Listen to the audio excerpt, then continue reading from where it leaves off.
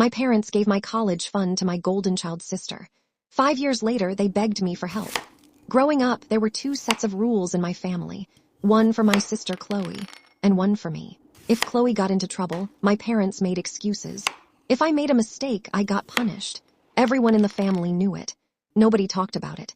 When I was 16, my grandparents started a college fund for both of us. It wasn't enough to make us rich, but it would cover most of our education. I worked hard.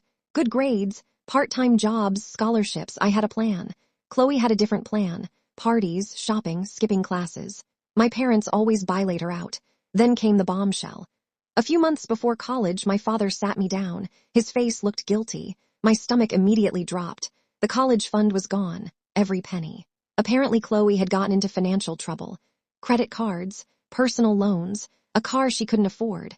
My parents used both college funds to rescue her, including mine. I felt sick.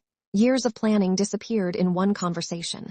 When I asked why nobody consulted me, my mother said something I'll never forget. Family helps family.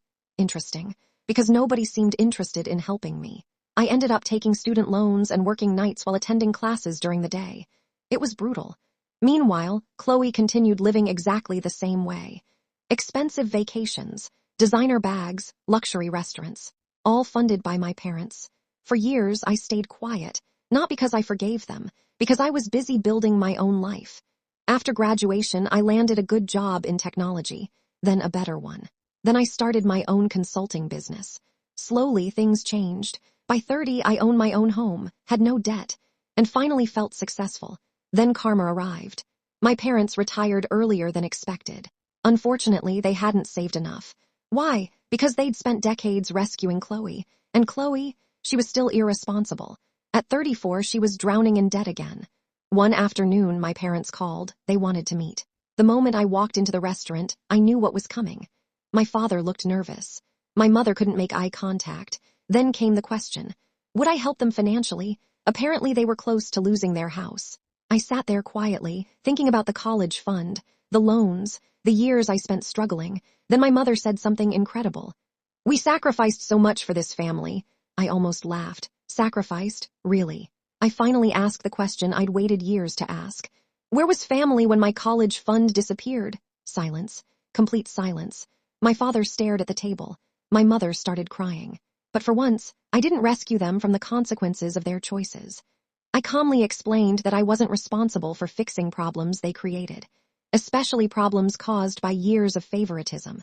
Then I stood up to leave. Before I walked away, I gave them one final piece of advice. The person you've invested everything in for 20 years is Chloe. Maybe it's time to ask her for help.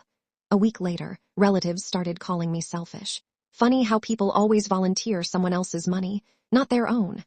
Over the next year, my parents sold their large house and downsized. They weren't homeless. They weren't starving. They simply had to live within their means. For the first time in their lives. Today, our relationship is polite but distant. And Chloe, she's still dealing with the consequences of decades of bad decisions. Sometimes people ask if I regret refusing to help. The answer is no. Because revenge wasn't watching them struggle. The real satisfaction came from finally choosing myself after a lifetime of being told I mattered less. And honestly, that felt better than any amount of money ever could.